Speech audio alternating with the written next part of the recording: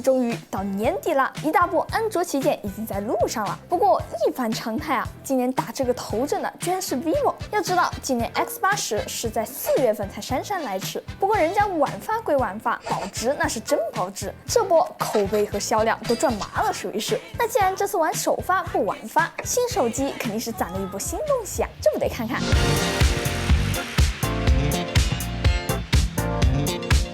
我手上这台 X90 Pro， 看一下外观，怎么感觉好像过分眼熟了？好家伙，查重率90%是吧？糟了，我成替身了。不过调侃归调侃，变化肯定是有的。去掉了一整块的陶瓷，上了个缎带。不要小瞧这一条腰线啊，人家可是很重要的呀。我给你遮掉看一下，起码胖了1圈，对吧？镜头模组放在了左边，凸起控制的也还算 OK。小伙伴们感觉怎么样呢？配置嘛，这次给我的感觉就是很稳。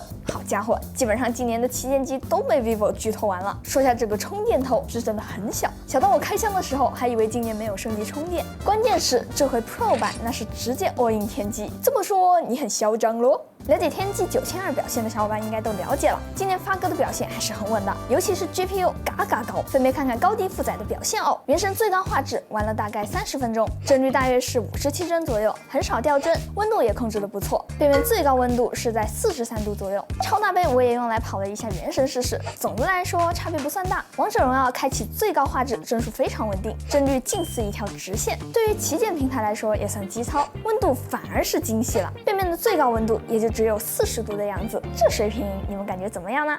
镜头上最有意思的就是主摄了，大杯这一刀没砍在1英寸上面，我还是很感动的。有一说一，1英寸在模组里面看起来比想象中的要低调很多呀。IMX 989的影像实力肯定不用多说，色彩上整体还是很 vivo， 很讨喜，属于拍完就能直出朋友圈的那种。白天的表现，说实话锐一点，但不多。色彩整体偏明亮，晚上的表现就非常有意思了，也是我觉得和其他1英寸差距最大的地方。抗眩光，就直接怼着光源拍也问题不大。比一比，区别还是很明显的。一般的主摄有手机空间限制在这儿，对个7片塑料镜片就算是拉满了。X90 Pro 在7片塑料镜头之外还加了块玻璃镜片，这料确实没白堆，而且这拍照体验简直是绝了。如果我从锁屏这里启动，歘的一下开好的时候，它连焦都对好了，就好像一直开着一样。成像的速度也快到离谱，一按就已经好了，甚至比超大杯还快一点点。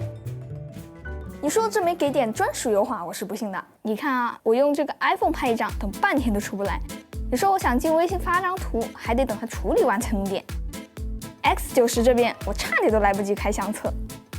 这次天玑9200的影像处理器据说升级很大，又有一块独立的影像芯片 V2，夜景那说是夜视仪都不带夸张的，对比也太明显了。这次录像还支持到了 HDR10+ 格式，你别看大家都吹 HDR 拍摄这么久了，到现在大部分手机拍 HDR 拍杜比世界其实都没有 HDR 预览，拍的时候暗暗的，回看的时候又贼亮，完全就是两码事，这个多难受啊！再看这回 X90 Pro 录 HDR 的时候，直接就是预览 HDR 的效果，这才对劲嘛。X90 Pro 上这种看起来好像没啥，但是又很提升使用体验的东西还有很多。这里有个运动模式，我一开始觉得啊，抓拍嘛，调快这个快门不就行了，对吧？但是把快门调快是很容易啊，进光量下降了之后，这个预览就黑不拉几的，拍出来也是黑不拉几的。拍是能拍，但是主要是不好看嘛。但是这个抓拍就有点意思了，它拍出来的照片是有算法参与的，拍猫猫就很合适，拍完就能直接用。我看了一下，它的快门速度也是根据抓拍的需要来控制的。你看这个逻辑猫，每天健身跑得嘎嘎快，这猫一快，快门马上就变快了，这样就不会糊啦。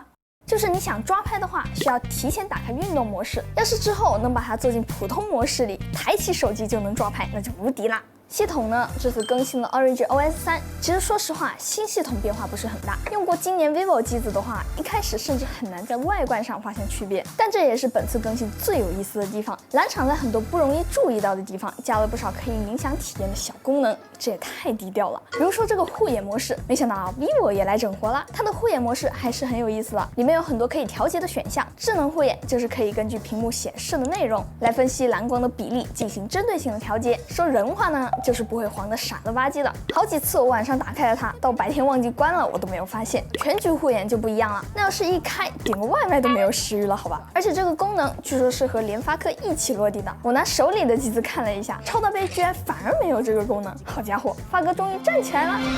这里想问大家一个问题啊，您平时会不会开60赫兹用手机呢？我反正是不太习惯的。手机的性能、屏幕亮度这些都好说，高刷没了那是真的不太能忍，那种割裂感太强了，没电了我也不会开的。然后我就发现了这个运动模糊，之前在发布会看到的时候我就已经很感兴趣了。它就是在60赫兹状态下给动效加了一点动态模糊，可别小看这一点点模糊啊，观感那就完全不一样了。这技术要是下放到入门机型上，这不是叫绝杀。